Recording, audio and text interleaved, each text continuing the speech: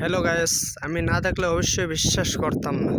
আসলে প্রাকৃতিক পরিবেশ এতটা সৌন্দর্য হতে পারে। আমি এখন আমি এখন আপনার পাহাড়ের উপরে অবস্থিত আছি, প্রায় 200 ফিট উপরে। এখানে যখন ঘুরতে আসলাম তখন নিচের দিকে তাকিয়ে দেখলাম যে ছোট একটা জায়গা আছে, এখান দিয়েও মানুষ বসবাস করে। সত্যি কথা বলতে এটা অবিশ্বাস্য কথা। আমি বিশ্বাস করছিলাম না, যখন নিজে চোখে দেখলাম তখন ঠিকই বিশ্বাস করলাম। এই যে দেখুন, নিচে ছোট ছোট ঘর দেখা যায়, এই যে রাস্তা দেখা যায়, এখান দিয়ে অনেক মানুষ চলাচল করে, বসবাস করে। আসলে আমাদের অজান্তে আমাদের প্রাকৃতিক দৃশ্যর যে কতটা সৌন্দর্য, তা মনে করে নিজের চোখে না দেখলে বিশ্বাস করা যায় না। আমি খুবই অবাক যে এত উঁচা পাহাড়ের নিচেও মানুষ বসবাস করে, এটা কিভাবে সম্ভব। কি বলবো, বলার মতো ভাষা আমার নেই।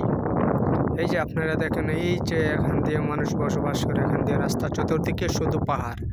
আমিও পাহাড় উপর থেকে এই ভিডিওটা করতেছি শুধুমাত্র আপনাদেরকে দেখার জন্য। আমি প্রায় আগে অনেক মানুষের মুখে শুনতাম, কিন্তু আমি বিশ্বাস করতাম না। আজ যখন নিজে আসলাম, এসে দেখলাম, দেখে তো আমি খুবই অবাক যে এটা কিভাবে সম্ভব। এত উঁচু থেকে নিচে এত সৌন্দর্য জায়গা, প্রায় 200 ফিটের উপরে হবে, 200 ফিটের উপরে হবে। তো আপনারা আমার সাথেই থাকুন, সামনের জায়গাটা দেখাচ্ছি। সামনের জায়গাটা আশা করি আরও সুন্দর হবে। Let's go.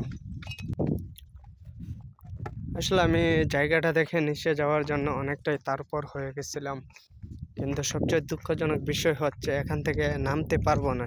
এখান দিয়ে শুধু পাথর, অনেক উঁচু জায়গা। এখান দিয়ে যদি নিচে যাওয়ার চেষ্টা করি, হয়তো আমি আর ফেরত আসতে পারবো না, হাত পা দুটোই চলে যাবে।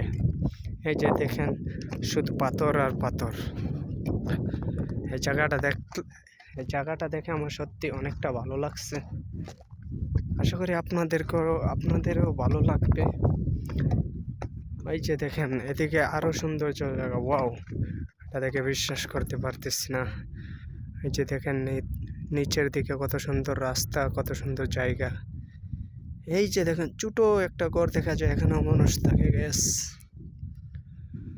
ওয়াও, প্রকৃতিকে এতটা সৌন্দর্য হতে পারে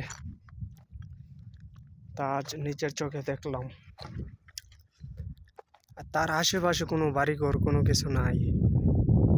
বাড়িঘর অনেক দূরে, বিশাল দূরে আছে, শুধু পাহাড়। এই পাহাড়ের নিচের মধ্যে এত বড় গর্তের মাঝেও মানুষ বসবাস করে, এটা কিভাবে সম্ভব বলেন।